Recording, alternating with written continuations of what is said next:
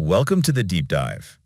Today we're digging into, well, a really pivotal week in finance news. There are really two big sources of uncertainty playing out right now. You've got these widening splits within the Federal Reserve itself, and then this almost existential threat of a government shutdown looming over Congress. Right. So let's start with that updated Q2 real GDP forecast. Yeah, that landed last week. And the revision was pretty dramatic, upward.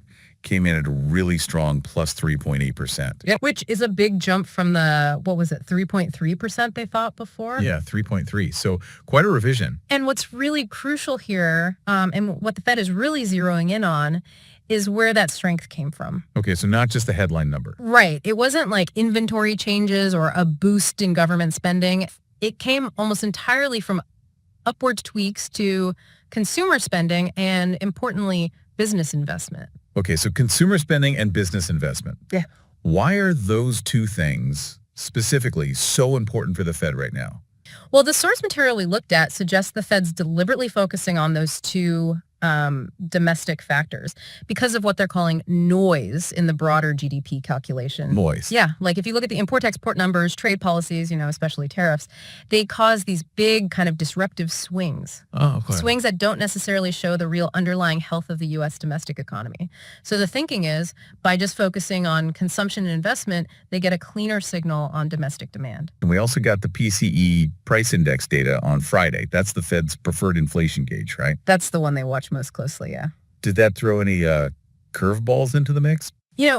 Remarkably, no. It was almost the definition of a non-event. The actual numbers, plus 0.3%, they matched the forecasts perfectly. Across the board? Yeah. Like month over month, year over year? Yep. Month over month, year over year, headline, core inflation, all bang on expectations. Oh. So because it landed exactly where everyone thought it would, it was really unlikely to, shift the needle much for the Fed's decision coming up in October. Okay, so let's recap. We've got a hot economic engine based on a GDP revision focusing on consumers and business. Right. And the inflation gauge, the PCE, is holding steady. Logically, you would think, okay, clear path ahead for the Fed. You would think so. And yet, this is exactly where things seem to get messy. Which brings us to that second big source of uncertainty, this really growing division within the Fed itself. Absolutely. It was quite something last week. The public comments from various Fed members, they were incredibly revealing, showcased a really deep philosophical split about where the biggest risks lie. Okay, let's break that down. Yeah, the doves, right? The members more worried about jobs. Mm-hmm. We saw Mirren, who's relatively new, give the most, let's say, outspoken speech, calling for a huge 200 basis points in rate cuts. Yeah, 200 basis points. And just for you listening, remember, a basis point is just 1/100th of a percent. So 200 is a full 2% cut. 2%. That's enormous. Mirren calling for that signals he thinks the economy is, in a much weaker state than the data suggests. He's clearly worried about a sudden, sharp downturn in the job market. And feels the Fed is way behind. Critically behind the curve, yeah.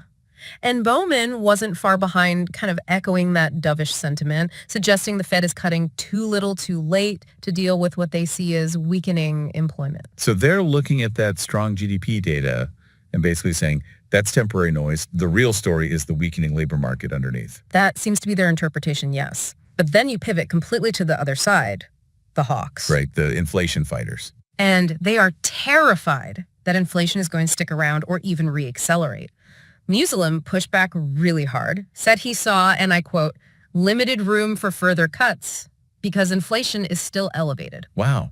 So you have key people saying cut by 2%, others saying absolutely no more cuts. Exactly. This isn't just a minor disagreement over the timing of one cut. It's a fundamental conflict over what the biggest danger facing the economy actually is.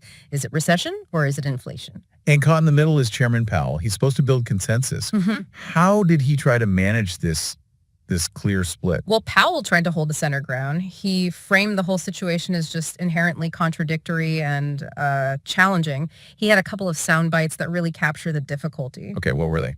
First, near-term risks to inflation are tilted to the upside and risks to employment to the downside, a challenging situation. So risks pulling in opposite directions. Precisely. And the second one, maybe even more revealing, two-sided risks mean that there is no risk-free path. He's basically saying whatever they do, there's a major downside. Cut rates, risk inflation. Hold rates, risk recession. That's certainly how the market read, and he didn't stop there. He also raised some eyebrows, as the source put it, among investors. How so? By just dropping in a comment, seemingly unprompted, that stocks are fairly highly valued. Oh, that's unusual for a Fed chair, right? To comment directly on market levels. It is quite rare, and when it happens, it's usually taken as a kind of subtle signal, maybe a warning to investors to dial back the risk-taking a bit. Okay, so you've got this internal Fed conflict laid bare, Powell acknowledging the bind they're in, and even hinting stocks might be pricey.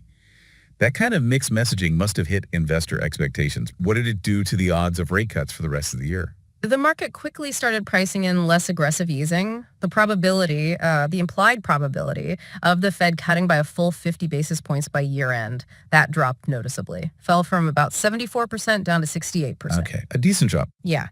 And at the same time, the probability of a smaller, maybe less decisive 25 basis point cut actually went up from 25% to 29%. So investors basically heard all that uncertainty and thought, okay, maybe they won't do much at all, betting on caution or even paralysis over bold action. That seems to be the takeaway, yeah. All right, so just as things are getting complicated on the monetary policy side with the Fed. Here comes more chaos. Exactly. We pivot to our second major source of disruption, the fiscal side. We're facing this looming congressional impasse. Yeah, this adds a whole layer of political uncertainty, which, as you know, markets absolutely hate.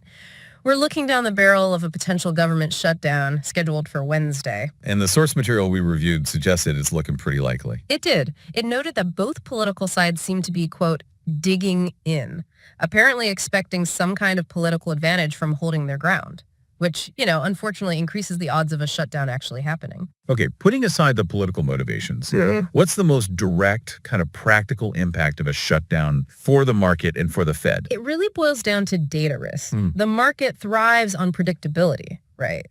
But the Fed, maybe even more so, relies on timely, accurate economic data to make informed decisions. And a shutdown messes with that. Big time. A shutdown will almost certainly delay the release of critical economic reports. Think about the big ones, the jobs report, the inflation report. Crucial data points. Absolutely essential. And this raises a really awkward question.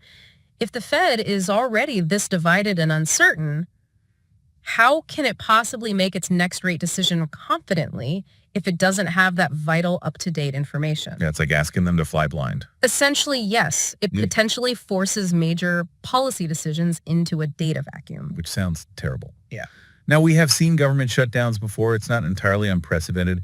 Does history give us any clues about how markets might react this time? Well, we can look back at the shutdown in late 2017. That one went on for 35 days, the longest ever. I remember that. And the market reaction then was kind of counterintuitive. Stocks actually sold off pretty hard before the shutdown started, down about 14%, pricing in the risk. Okay, so anticipating the disruption. Exactly. But then once the government was actually closed, the market surprisingly rallied. It gained about 8% during those 35 days the government was shut. Huh. But the source material was very careful to add a major caveat here, quote, "This time might be different." Why? Because that historical precedent, the 2017 event, it happened against a different economic backdrop. And crucially, you had a Fed that wasn't nearly as divided or uncertain as it is now. Okay, let's shift gears then. Let's talk about where the money actually went during this chaotic week. This is covering September 22nd through the 29th.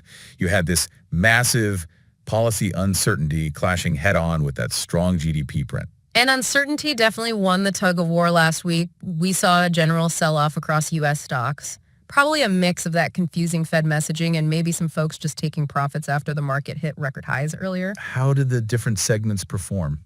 Large cap stocks were down about 0.5%, so minus 0.5%.